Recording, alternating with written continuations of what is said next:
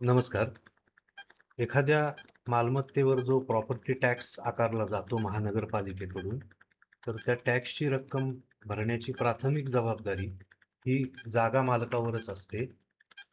आता यामध्ये एक महाराष्ट्र म्युनिसिपल कॉर्पोरेशन ॲक्टमध्ये महत्त्वाची तरतूद आहे, ती आपण पाहूया. की समजा जागेचा मालक जो आहे, तो त्या जागेमध्ये राहत नाहीये आणि ती जागा त्या मालकाने आपल्या एखाद्या नातेवाईकाला, मित्राला वापरण्याकरता दिलेली आहे आणि मालक त्या ठिकाणी राहत नाहीये आणि त्या ठिकाणी अशी व्यक्ती राहते, मालकाचा मित्र, नातेवाईक किंवा ज्याला कोणाला दिली आहे. तर यामध्ये एखादा भाडेकरी राहत आहे आणि त्याच्या भाडेकराराची मुदत संपलेली आहे आणि मुदत संपल्यानंतरही जर तो त्या जागेमध्ये राहत आहे, तर अशा परिस्थितीत हा प्रॉपर्टी टॅक्स कोणी भरायचा? आता ॲग्रीमेंट जे केलेलं आहे करारात, भाडेकरार जो केलेला आहे, या भाडेकरारामध्ये वेगवेगळ्या प्रोव्हिजन प्रॉपर्टी टॅक्स संदर्भात केल्या जाऊ शकतात, की टॅक्स हा मालकाने भरायचा आहे, भाडेकऱ्याने भरायचा आहे. पण ही जी कंडिशन आहे, ती करार अस्तित्वात असेपर्यंतच्या कालावधीमध्ये राहील. मग करार संपल्यानंतर जर अशी व्यक्ती राहत असेल त्या जागेत, तर मग टॅक्सच्या संदर्भात कॉर्पोरेशन ॲक्टमध्ये काय म्हटलेलं आहे ते बघूयात. तर ज्या कोणत्याही व्यक्तीने कोणत्याही जागेबद्दल आयुक्तास कोणतीही कराची रक्कम यामध्ये पट्टी आहे, पाणी पुरवठा लाभ कर आहे, सफाई कर आहे किंवा मलप्रवाह कर आहे, मलप्रवाह सुविधा लाभ कर आहे. तर मालकाने जर अशी रक्कम भरलेली असेल, तर ज्या कालावधीकरता ही रक्कम भरलेली आहे, त्या कालावधीत अशा जागेचा भोगवटा केला नसेल मालकाने, मग मालकाने केला नसेल तर कोणी?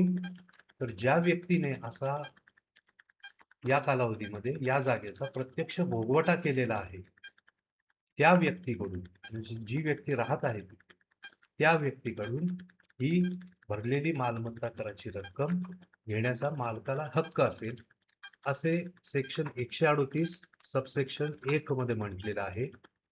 आणि सबसेक्शन 2 मध्ये सांगितलेलं आहे की ही जी रक्कम आहे ती वसूल करण्याकरता ज्या व्यक्तीने भरली असेल त्या व्यक्तीला म्हणजेच मालकाला,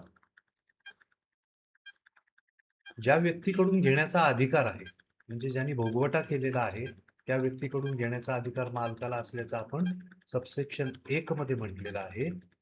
तर तो अधिकार आहे, तर त्या अधिकाराबाबत सांगितलेलं आहे की त्या व्यक्तीने देय असलेले भाडे आहे असे समजून, म्हणजे ते पेंडिंग रेंट आहे असे समजून किंवा ॲरियर्स ऑफ रेंट आहे असे समजून मालकाला काय अधिकार असतील?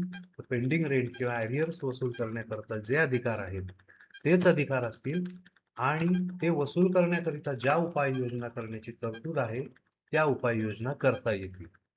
असं सेक्शन 2 मध्ये म्हटलेलं आहे.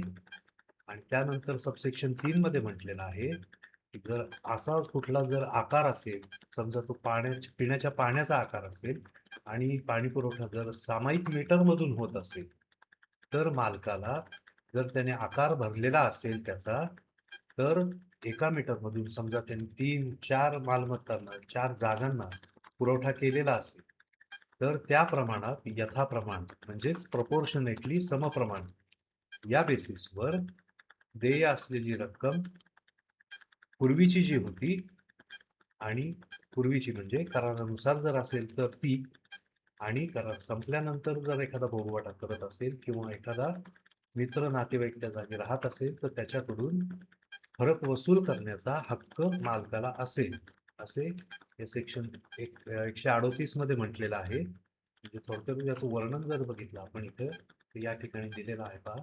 कोणत्याही व्यक्तीने दिलेली कराची रक्कम, कुठली रक्कम आहे त्याचं वर्णन इथं दिलेलं आहे. पाणीपट्टी आहे, पाणी पुरवठा लाभ कर आहे, सफाई कर आहे किंवा मलप्रवाह कर आहे, मलप्रवाह सुविधा लाभ कर आहे. तर या जागेचा भोगवटा करणाऱ्या व्यक्तीकडून वसूल करण्याचा हक्क आहे, असे या ठिकाणी म्हटलेले आहे.